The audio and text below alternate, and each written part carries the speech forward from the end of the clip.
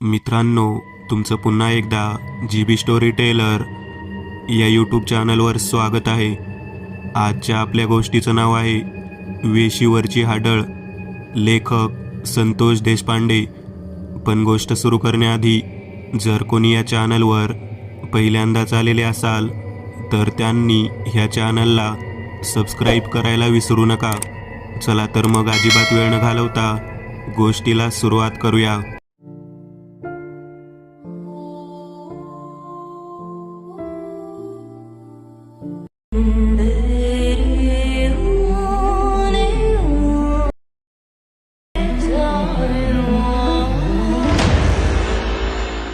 प्रणालीची वरात तिच्या नवऱ्यासोबत बग्गीमधून निघालेली होती. गावाच्या बाहेर कधीच वरात नेली जात नाही असे लोक म्हणत होते, परंतु आलिशान आणि सुंदर असं कार्यालय गावाच्या बाहेरच बांधण्यात आलेलं होतं आणि त्या ठिकाणीच वरात पोहोचणार होती.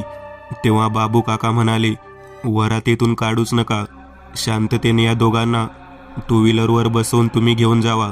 या वेशीच्या खालून वरात कधी नेली जात नाही. या सर्व अंधश्रद्धेच्या गोष्टी आहेत म्हणत पवन याने त्यांना रागवायला सुरुवात केली. हे कसं काय होऊ शकतं? एखाद्या गावामधून वरात नेत असताना ती वरात थांबवायची आणि टू व्हीलरवरती नवरा बायकोला पुढं पाठवायचं आणि आपण सगळे नाचत नाचत जायचं. तेव्हा बाबू काका म्हणाले, अरे बाबा, तुला या गावातील काही गोष्टी माहीत नाहीत. तू कम्प्युटर इंजिनियर आहेस, त्यामुळे तुला सगळं काही आर्टिफिशियल पाहायची सवय लागली आहे. वास्तविक जीवनामध्ये तू कधी जगलास नाहीस. जे सांगतो त्या गोष्टी पाळ. गावामध्ये अनेक गोष्टी काही रहस्यमय असतात. तेव्हा प्रणाली आणि प्रतीक या दोघांना टू व्हीलरवर बसवून थेट वरात वेशी बाहेरच्या कार्यालयाच्या दिशेने नेण्यात आली. हा प्रसंग पाहिल्यानंतर पवनच्या मनामध्ये गावातील या प्रथेबद्दल खूपच राग निर्माण झाला होता. पवन म्हणाला, मी माझ्या बहिणीचे लग्न जेव्हा करणार आहे तेव्हा अजिबात या पद्धतीच्या गोष्टी पाळणार नाही. बाबू काका वयोमानानुसार वेगळ्याच पद्धतीने वागत आहेत. जग चंद्रावर चाललं आहे आणि हे बाबू मात्र डोंगरावरतीच आहेत. पवनचे बोलणे ऐकून जय, राजू आणि बाळू तिघेही जण त्याला म्हणाले, अरे बाबा, तुला या अगोदर घडलेल्या गोष्टींची माहिती नाही. उगाचच राणीचं लग्न असं करतो तसं करतो म्हणू नकोस. आणि विशेष म्हणजे आपण आता वेशीच्या खालून चाललेलो आहोत. गावाची वेस काय आहे हे तुला माहीत नाही. रात्री अपरात्री परगावचा माणूस आत प्रवेश सुद्धा करू शकत नाही. रक्षण करती आहे ती वेस. तेव्हा पवन म्हणाला, काही बोलू नका. तुमच्यासारखे लोक अशाच अफवांना पसरवतात आणि योगायोगाने एखाद्या गोष्टीला अंधश्रद्धा मानून अजून पसरवत राहतात. तेव्हा राजू म्हणाला, तुला जगदीशची घटना माहीत आहे का रे? एवढा बोलत आहेस, तू चल कार्यालयामध्ये, तुला सगळं काही सांगतो, म्हणजे तुला कळल बाबू काका यांच्या मनात का भीती होती. तू बाहेरगावी शिकून आलास म्हणून गावच्या रीतिरिवाज परंपरा मोडायच्या का? तुला माहीत आहे का, बाबू काकांनी अगोदर दही भाताचा घास त्या ठिकाणी ठेवला आणि मगच गावातून बाहेर वरात न्यायला सुरुवात केली. वरात नेत असताना सुद्धा टू व्हीलरवर वरात नेली. यामागचं कारण तुला माहीत नाही. जगदीशनं सुद्धा त्याच्या लग्नामध्ये असाच हट्ट धरला होता. आज तुला माहीत आहे का जगदीश कुठे आहे? ते त्याचं बोलणं ऐकून पवन म्हणाला, जगदीश या जगात नाही एवढं माहीत आहे, परंतु त्याच्या मृत्यूला तुम्ही वेगळ्या प्रकारचं वळण दिलेलं आहे. तेव्हा राजू म्हणाला, तू अगोदर कार्यालयामध्ये चल, आज हळद आहे. रात्रीच्या वेळेला तुला एक भयानक गोष्ट दाखवतो, त्याशिवाय तुला काही कळणार नाही. त्याचं बोलणं ऐकून पवन म्हणाला, बघू बघू, रात्री तुम्ही काय दाखवता ते तरी पाहू. तसंही हळद लागल्यानंतर तुम्ही शुद्धीत थोडीच असणार आहात. नशेमध्ये काय दाखवाल ते तरी मला कळेल. तेव्हा राजू म्हणाला, तू सुद्धा अगदी व्यवस्थित पद्धतीने नीट पहा, मग तुला कळेल नेमकं काय दाखवणार आहे ते. सगळेजण मिळून त्या वेशीच्या खालून प्रवास करत त्या कोपऱ्यावरती दगडावर ठेवलेला दही भाताचा घास पाहत कार्यालयाच्या दिशेने निघालो. वेशीच्या खालून जात असताना वरात वाजंत्री सगळेजण शांततेत निघालेले होते. डोक्यावरती बत्ती घेतलेल्या बायका शांततेने, काही न बोलता एखादी अंत्ययात्रा जावी त्या पद्धतीने तेथून निघालेल्या होत्या. हा सर्व भयानक प्रकार पाहून पवनला वाटत होते की किती मोठी अंधश्रद्धा आहे. लोक नको त्या गोष्टीला वाव देतात. सर्वजण कार्यालयाच्या गेटमध्ये पोहोचले आणि पुन्हा एकदा वाजंत्रियांनी वाद्य वाजवायला सुरुवात केली. बगीमध्ये नवरा बायको दोघेही बसले आणि हळदीच्या रात्रीचा वरातीचा कार्यक्रम शेवटी कार्यालयात मोठ्या आनंदात साजरा झाला. सर्वजण मित्रपरिवार चांगल्या रीतीने नृत्य सादर करून कार्यालयाच्या दुसऱ्या मजल्यावरती खोलीमध्ये जाऊन पोहोचलो. हळदीचा कार्यक्रम थोड्या वेळाने सुरू होणार होता. राजू म्हणाला, प्रतीकला हळद लागली की सर्वांनी मिळून त्या ठिकाणी जायचं. पवनला मला दाखवूनच द्यायचं आहे की काय रहस्य आहे त्या वेशीचं. त्याला वाटतं ना सगळं काहीच थोतांड आहे. आज त्याला प्रत्यक्ष जगदीश कोठे आहे ते दाखवूनच देऊयात. हळदीचा कार्यक्रम झालेला होता. पवन, राजू, सर्व मित्रपरिवार पांढऱ्या कपड्यावरती हळदीचा कार्यक्रम खेळून पिवळ्या रंगाने वाहून गेलेले होते. आता थेट वेशीच्या दिशेने जायचं असं ठरलेलं होतं. जात असताना बाबू काका यांनी सर्वांना पाहिलं. बाबू काका राजूकडे पाहत म्हणाले, लेकरांनो, हळद खेळली आहे, कशाला रात्री अपरात्री बाहेर पडता? नका जाऊ कोठे. हळदीच्या अंगानं बाहेर पडणं चांगलं नाही. मित्रमंडळी चांगली दारू प्यालेली होती. पवनला सोबत घेत एक एक जण करत आम्ही कसे तरी कार्यालयातून निसटलो. राजू हट्टाला पेटला होता. पवनसुद्धा काही केले ऐकत नव्हता. पिवळ्या रंगाच्या अंगाने सर्वजण मिळून वेशीच्या जवळपास येऊन पोहोचलो. वरच्या बाजूला वेशीवरून कोणीतरी चालत आहे असे दृश्य दिसत होते. ते दृश्य पाहिल्यानंतर पवन गाडीवरून खाली उतरलाच नाही. तो म्हणाला, एवढ्या उंच वेशीवरती कोण आहे? तिथे आपण नशा केली आहे म्हणून आपल्याला तसा भास वगैरे होत आहे का? तेव्हा राजू म्हणाला, तुझी पुरती नशा उतरणार आहे. तुझ्यात जर दम असेल तर आता या हळदीच्या अंगाने ती वेस ओलांडून दाखव. तेव्हा बाकीची मुलं म्हणाली, राजू गप्प बस, काही बोलू नकोस, त्या काही गोष्टी करायला नको, त्याला फक्त आपल्याला सत्य दाखवायचं होतं. पवन म्हणाला, वेस ओलांडून दाखव म्हणजे? अरे जेव्हा त्या वेशीवरती कोणी चालत असतं त्यावेळेला त्याच्या खालून ती वेस ओलांडून जाण्याची कोणाची ताकद नाही. तू म्हणतोस ना या सगळ्या थोतांड आणि अंधश्रद्धेच्या गोष्टी आहेत, तेव्हा तुझ्यात जर दम असेल तर फक्त वेशीजवळ जाऊन दाखव. तुम्ही मला जगदीश दाखवणार होता. जगदीश कुठे आहे? सर्वजण शांत बसलेले होते. वरच्या दिशेने नीट पाहिलं तेव्हा इकडून तिकडे तिकडून इकडे त्या उंच वेशीवरून चालणारी ती आढळ खालच्या दिशेने उतरत उतरत येत होती. आता मात्र कोणीही त्या ठिकाणी थांबायला तयार नव्हतं. पवन, राजू आणि बाकीची आम्ही सर्व मंडळी तेथून थेट आल्या मार्गाने परत निघालो. राजू म्हणाला, बाबू काका म्हणत होते हळदीच्या अंगाने बाहेर पडू नका. आपण चूकच केली. पवनला वेशीचं रहस्य दाखवण्याच्या नादात आपण चांगलेच फसलो. पवन म्हणाला, अरे आपण निघालो आहोत ना इथून. तेव्हा राजू म्हणाला, आपण निघालो आहोत खरे, पण कार्यालयात आपण पोहोचू किंवा नाही ते सांगता येत नाही. तेव्हा पवन म्हणाला, तसे का म्हणत आहेस? मागे बघ आरशामध्ये. असे म्हटल्यानंतर पवनने गाडीच्या आरशात पाहिलं तेव्हा त्याचे हात थरथर कापू लागले. त्याला जवळजवळ कळून चुकलं, आपण नको त्या गोष्टीला आमंत्रण दिलेलं आहे. मागच्या दिशेने बरोबर त्या वाहनांच्या पाठीमागे त्या रस्त्याने एक स्त्री विकट हास्य करत आपले मोकळे सोडलेले केस विस्फारून ओरडत होती आणि वेगामध्ये धावत येत होती. राजू, पवन, आम्ही सर्व मुले मिळेल त्या वाटेने सरळ सरळ निघालेलो होतो. कार्यालयाच्या दिशेने काही करून पोहोचल्याशिवाय काही मार्ग उरला नव्हता. पवन म्हणाला, अरे देवा, नको ते संकट मागे लावून घेतलं की रे तुमच्या नादाने. तेव्हा राजू म्हणाला, तू मूर्ख आहेस. तुझ्या हेकेखोर स्वभावामुळे ही आढळ आपल्या पाठीमागे लागलेली आहे. तुला माहीत आहे का, त्या ठिकाणी जाण्याचं कोणाचंही धाडस नाही. केवळ तुझ्या या विचित्र स्वभावामुळे आपल्याला तिकडे जावे लागले. राजू आणि पवन दोघेही जण भांडत होते आणि त्याही अवस्थेत कसेबसे वेगामध्ये गाडी चालवत थेट सर्वच्या सर्वजण कार्यालयाच्या गेटजवळ येऊन पोहोचलेले होते. आता मागे पाहण्याचे धाडस नव्हते. तरीसुद्धा गाडी आहे अशा अवस्थेत सोडून सर्वजण कार्यालयाच्या आत शिरलो. वरच्या दिशेने आमच्या खोलीमध्ये धावत धावत गेलो. जिन्यावरून आम्हाला पळत जात असताना बाबू काकांनी पाहिलं. बाबू काका ओरडू लागले. ते वर आले. ते म्हणाले, काय झालं पोरांनो, शेवटी तुम्ही जाऊन आलाच ना. त्या दिशेने तुम्हाला नको म्हटलं होतं. चंपा राणीला घास ठेवून मी शांत केलं होतं. तुम्ही पुन्हा एकदा त्या ठिकाणी जाऊन तिला डिवचलेलं दिसते. आता मला वाटत नाही ती शांत होईल. नको ते विघ्न लग्नामध्ये तुम्ही घेऊन आलात. तुम्हाला म्हटलं होतं हळदीच्या अंगाने तिकडे जाऊ नका. पवन, तुला म्हटलं होतं ना, हे लग्न पार पडू दे, तुला सर्व काही मी सांगतो. परंतु तुला मंगल कार्यालयाबद्दल काही गांभीर्यच राहिले नाही. तुझा चौकस बुद्धीचा स्वभाव आता किती नडतो ते बघ. बाबू काकाचं बोलणं ऐकल्यानंतर त्या ठिकाणी राजू आणि बाकीची मंडळी त्यांच्यासमोर हात जोडून म्हणू लागले, काका काळजी करू नका. एवढ्या लोकांमध्ये, एवढ्या मोठ्या कार्यालयामध्ये कोणतीही वाईट शक्ती प्रवेश करणार नाही. तुम्ही काहीही काळजी करू नका.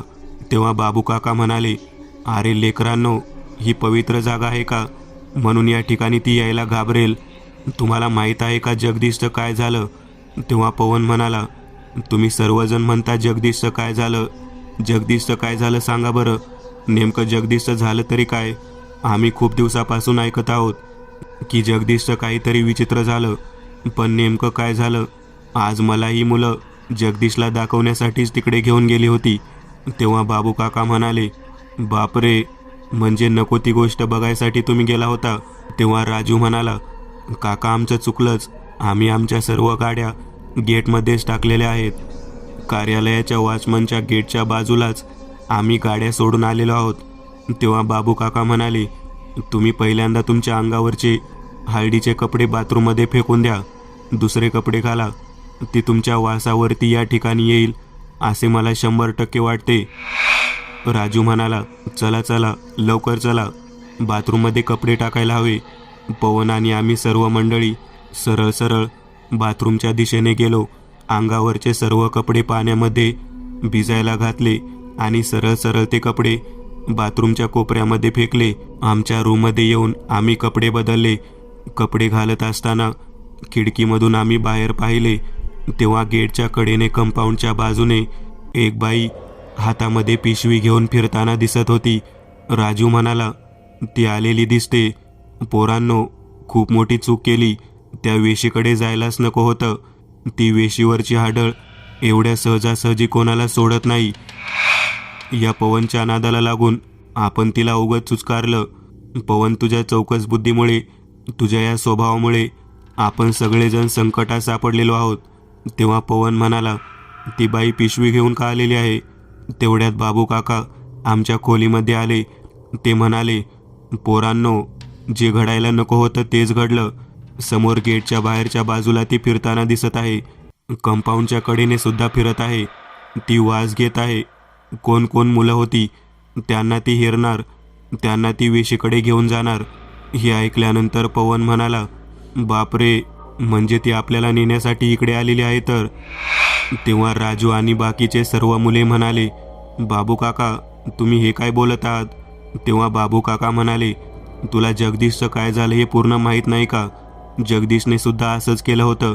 लग्नाच्या आदल्या दिवशी, हळदीच्या कार्यक्रमादिवशी हळदीचे कपडे घालून त्या बाईला घास ठेवायला गेला होता. हळदीच्या अंगानं जर कोणी गेलं तर त्या व्यक्तीला वाईट शक्ती कधीच सोडत नाही. ती त्याच्या पाठीमागे लागते म्हणजे लागतेच. तुम्ही सुद्धा तेच केलं. जगदीशचं काय झालं माहीत आहे ना? तेव्हा राजू म्हणाला, मला संपूर्ण घटना माहीत नाही. फक्त मला एवढं माहीत आहे की जगदीश त्या वेशीपाशीच गायब झाला. तो परत कधी आलाच नाही. बरीच लोक म्हणतात जगदीश ओरडत होता. त्याला न दिसणारी शक्ती फरफटत ओढत त्या वेशीच्या दिशेने घेऊन जात होती. त्या वेशीच्या मोठ्या भिंतीच्या आतमध्ये एक तळघर आहे. त्या तळघराच्या दिशेनेच त्याला तिने आतमध्ये खेचून नेलं. पवन पुरता घामाने डबडबून गेला होता. पवन म्हणाला, काय बोलत आहात काका तुम्ही? आम्ही तर त्या ठिकाणी हळदीच्या अंगाने जाऊन परत आलेलो आहोत. तेव्हा बाबू काका म्हणाले, लेकरांनो, मोठे माणसं जेव्हा सांगत असतात तेव्हा काही गोष्टी ऐकायच्या असतात.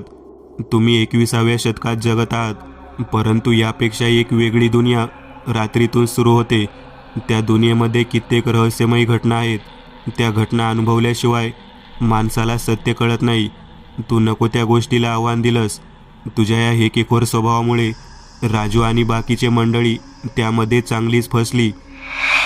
आता तुम्ही कपडे काढलेले आहात, म्हणून निदान इथे वरच्या मजल्यावर सुरक्षित तरी आहात. मला वाटत नाही की ती सहजासहजी येथून जाईल. राजीव म्हणाला. मला वाटतं आपण ते सर्व कपडे जसेच्या तसे कंपाऊंडच्या बाहेर फेकून द्यावेत, म्हणजे ती आपल्याला शोधूच शकणार नाही.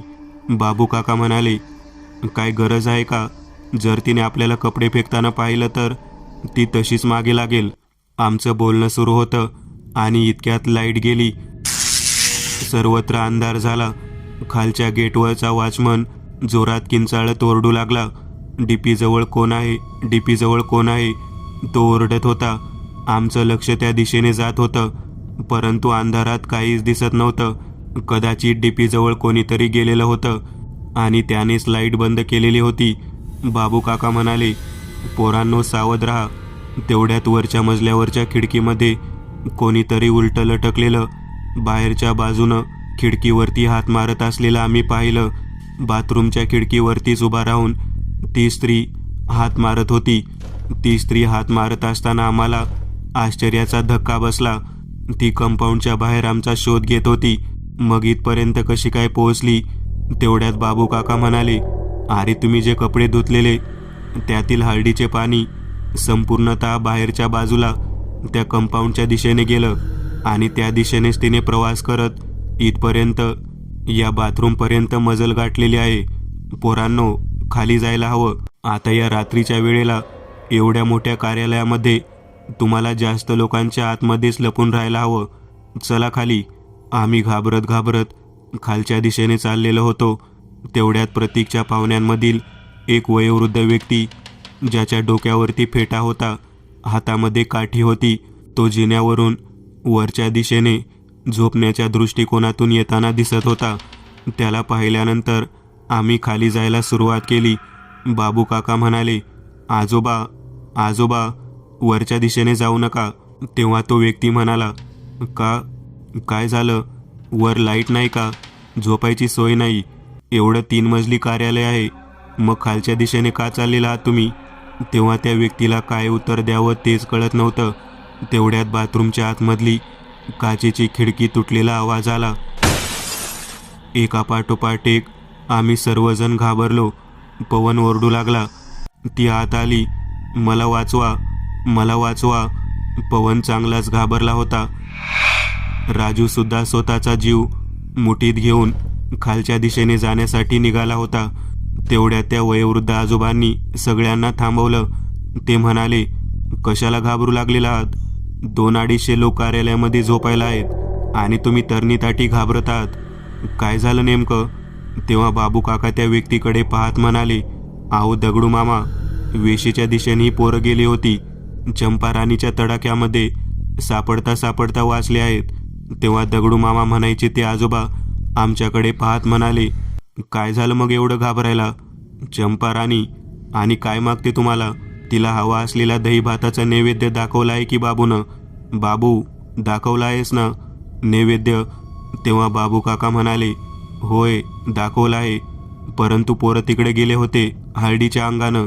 हे ऐकल्यानंतर दगडू मामा त्यांच्या हातातली काठी जोरदार खाली आदळत म्हणाले. मूर्ख आहात का तुम्ही? ज्या गोष्टी करायला नको त्या गोष्टी करून इथे आलेला आहात. मागे सारखा मी पाहतो काय आहे ते. त्या म्हाताऱ्या आजोबांनी वरच्या दिशेने 4 पावलं चालत चालत आमच्या खोलीचं दार गाठलं. बाबू काकांनी त्यांचा हात धरला आणि ते म्हणाले. आजोबा, नको नको, त्या गोष्टीला सामोरे जायला नको. तुम्ही मागे फिरा. तेव्हा दगडू मामा म्हणाले. अरे लेकरा, मला मागे सरकायला सांगतोस? या अख्ख्या मंडपामध्ये या बाईची कहाणी माहीत असणारा एकमेव व्यक्ती मी आहे. माझ्या डोळ्यादेखत त्या बाईला त्या वेशीच्या बांधकामासाठी त्या तळघरात गाडण्यात आलं. गरोदर होती बिचारी. कोणाला दयासुद्धा आली नाही. माझं वय 85 वर्ष आहे. मी अजूनही त्या गोष्टीला विसरत नाही. माझ्या लहानपणाचीच गोष्ट असावी. साधारण 15 वर्षाचा असेल. मी त्यावेळेला या बाईला गरोदर अवस्थेत त्या ठिकाणी पूजेसाठी गावातल्या लोकांना नेताना पाहिलं होतं. बिचारी गरीब, परिस्थितीने रंजलेली गांजलेली. तिचा नवरासुद्धा धरणाच्या कामानिमित्त कुठे गेलेला, तो परत आलाच नव्हता. त्याच्याही बाबतीत असंच काहीतरी घडलं होतं आणि ही वेस उभारावी म्हणून गावातल्या पुढाऱ्यांनी या माऊलीला फार भयानक पद्धतीने त्या चौकोनी बांधलेल्या हौदामध्ये बसवलं. तो हौद नव्हताच मुळी, तो चौकोनी आकाराचा बांधलेला तळघराचा पायाचा भाग होता. त्याचं बांधकाम वर चढावं म्हणून या चंपाला त्या ठिकाणी बसवण्यात आलं. नशा केलेल्या अवस्थेत बेधुंद अशा पद्धतीने ती त्या ठिकाणी आली होती. चंपाला कोणीतरी दारू पाजली होती. ती कशी काय दारू पिली ही कोणालाच माहीत नव्हतं, परंतु तिचं दुःख मला पाहवत नव्हतं. मी वयाने लहान जरी असलो तरी मला सर्व काही समजत होतं. तिला त्या ठिकाणी बसवलं. वरच्या बाजूने दगडी शिळा रचायला सुरुवात केली. शेवटची शीळ लावण्याच्या अगोदर अन्नधान्याची सोय करण्यात आली. खाली पाण्याचा रांजण ठेवण्यात आला होता.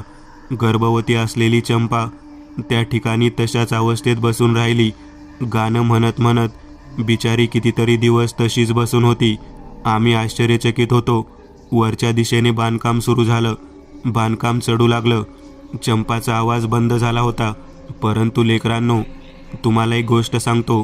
दही भाताचा नैवेद्य प्रत्येकाने त्या ठिकाणी ठेवावा हा नियम सुरू झाला. चंपाला एका ग्रहणाच्या मध्यरात्री गावातील लोकांनी वेशीवरती बसलेलं पाहिलं आणि तेव्हापासून चंपा एक आतृप्त हाडळ झाली आहे हे गावातल्या लोकांनी ओळखलं. चंपाला ज्या कामासाठी वापरण्यात आलं होतं ते काम चंपा चोख पद्धतीने बजावत होती. गावाच्या आतून बाहेर आणि बाहेरून आत अशी कोणतीच व्यक्ती रात्रीतून प्रवास करून जाऊ शकत नव्हती. त्या वेशीवर बसलेली चंपा तिच्या मनात येईल त्या पद्धतीने येणाऱ्या जाणाऱ्या व्यक्तीला अडवत होती. दही भाताचा नैवेद्य जो व्यक्ती ठेवेल त्याच्यासोबतच्या व्यक्तीला तिने कधीच दगाफटका केला नाही, कारण केवळ गावातील लोकांनाच माहीत होतं की दही भाताचा नैवेद्य ठेवल्यावरच चंपा शांत होते. आता सुद्धा तुम्ही सर्वजण इथे आहात. चंपा तुमच्या पाठीमागे लागलेली आहे. बाबू, मी तुला सांगतो, एका डब्यामध्ये दही भाताचा नैवेद्य घे आणि तो डबा या मुलांवरून ओवाळून आहे त्या ठिकाणी त्या वेशीजवळ नेऊन पाणी फिरून नैवेद्य दाखव. काही क्षणात चंपा इथून कोणतेही विघ्न न करता परत जाईल बघ. ती लेकुरवाळी आहे. हळदीकडे पिशाचे आकर्षित होतं. आपल्या लेकराला सोडून इकडे आलेली असणार आहे.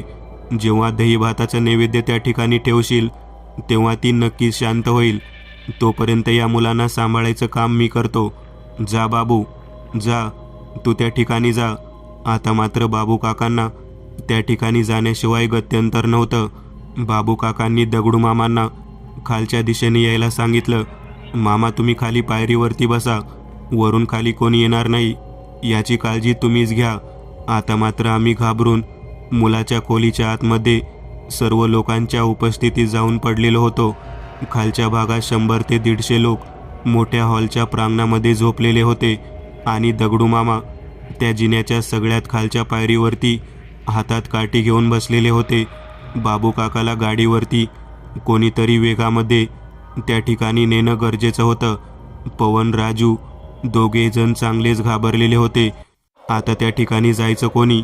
एवढ्या लोकांच्या गर्दीमध्ये असून सुद्धा चांगली धडकी भरलेली होती. बाबू काकांना एकटंच त्या ठिकाणी जायचं होतं.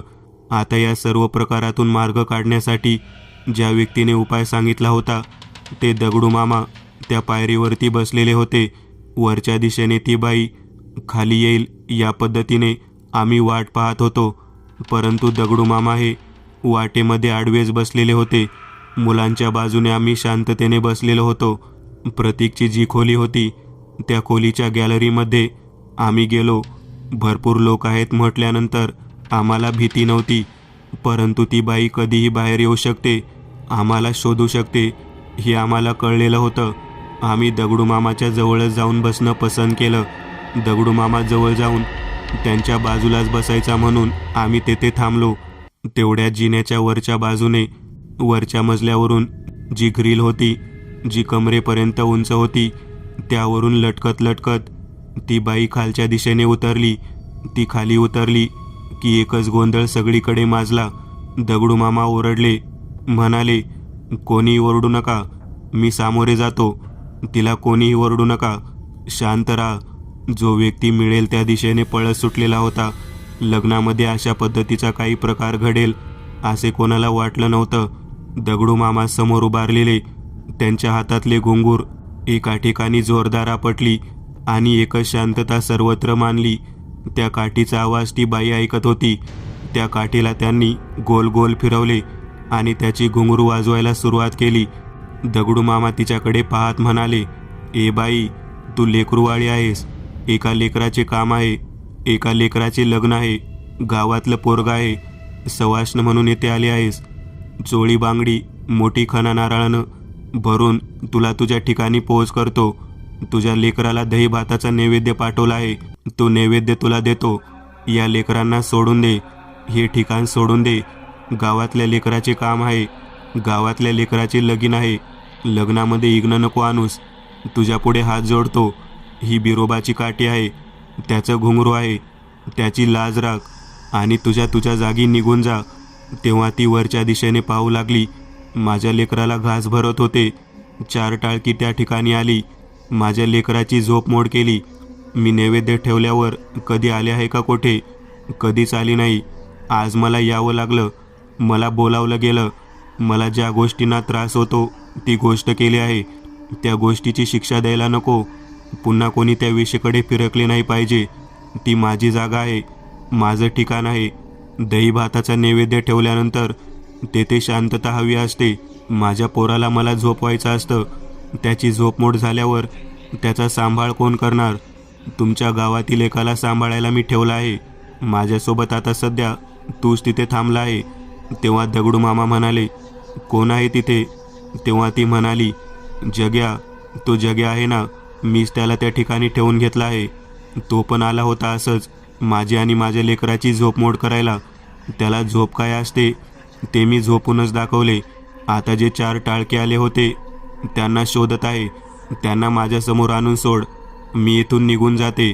अंधारामध्ये तिचे विस्कटलेले केस आणि तिचं मोठ्यानं बोलणं हे ऐकून सर्वच्या सर्व मंडळी भिंतीच्या मागे लपून, दाराच्या मागे लपवून, खांबाच्या मागे लपून ते दृश्य पाहत होते.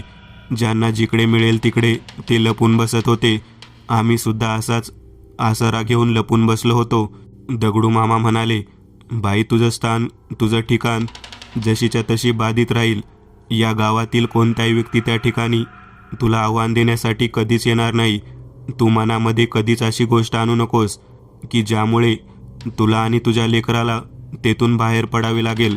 आता सुद्धा तू म्हणतेस ना, त्या ठिकाणी जगू तुझ्या लेकराची काळजी घेण्यासाठी आहे. मग आपल्याच गावातील लेकरांकडून चूक झाली आहे असे समजून त्यांना माफ कर.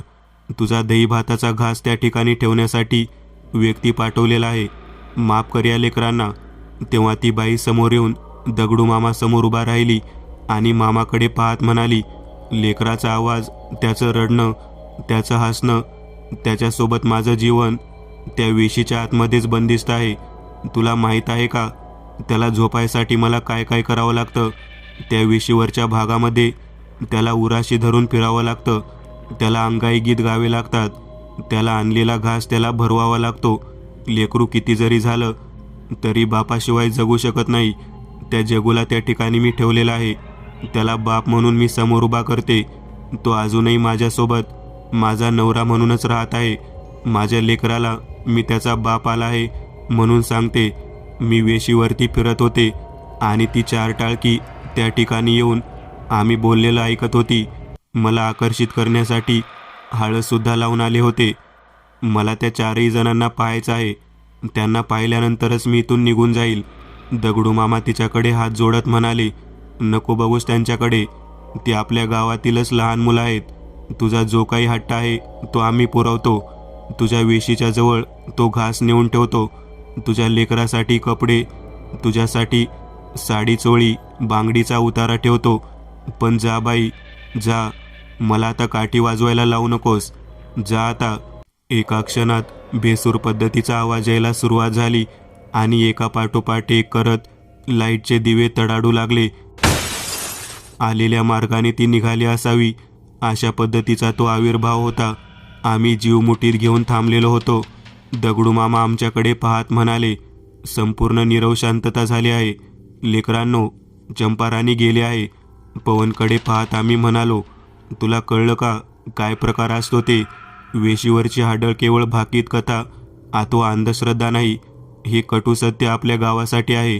असे प्रत्येक गावामध्ये कितीतरी गडी, बुरुज, धरण, नाले, कालवे आणि विशेष पूर्वी अशाच पद्धतीने जीव देऊन बांधण्यात आलेले आहेत. दगडूमामा म्हणाले, अगदी बरोबर बोलत आहेत. ही मुले, ज्या ठिकाणी आपली अक्कल चालत नाही त्या ठिकाणी अक्कल पाजळायचे नाही. पोरांनो, तुमचं नशीब मोठं म्हणून तुम्ही वाचलात. बाबू आला वाटतं. चला हातपाय तोंड धुवून घ्या, शांततेने झोपा. आपल्याला उद्या लग्नामध्ये नाचायचं आहे. मित्रांनो, आज पुरतं एवढंच. तुम्हाला जर काही गोष्ट आवडली असेल तर नक्की लाईक करा. तुमच्यापैकी बरेचसे जण व्हिडिओ लाईक न करताच पळून जातात, पण हा जर व्हिडिओ तुम्ही लाईक केला तर मला जरा बरं वाटेल आणि असेच भारी भारी व्हिडिओ बनवायची माझ्यात एनर्जी येईल. त्यामुळे नक्की लाईक करा. आणि अजूनही कोणी या चॅनलला सबस्क्राईब केलेलं नसाल तर लगेच सबस्क्राईब करून टाका. आणि बाजूची घंटी ती मात्र दाबायला विसरू नका. देवाची घंटी आहे ती. चला तर मग पुन्हा भेटूया अशीच एक आगळी वेगळी गोष्ट घेऊन पुढच्या